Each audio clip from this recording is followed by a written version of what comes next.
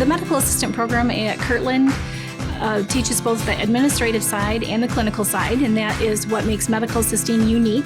Kirtland was flexible.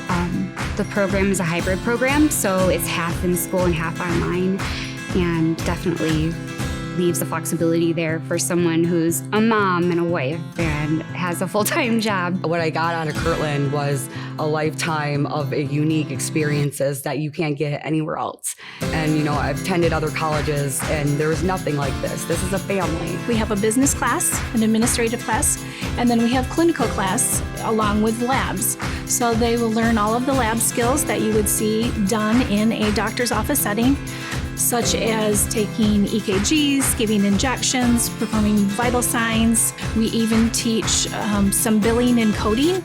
I don't think there's a person that is in the program right now in our class, in our little tight-knit group, that would say that they don't live for doing the labs and the hands-on.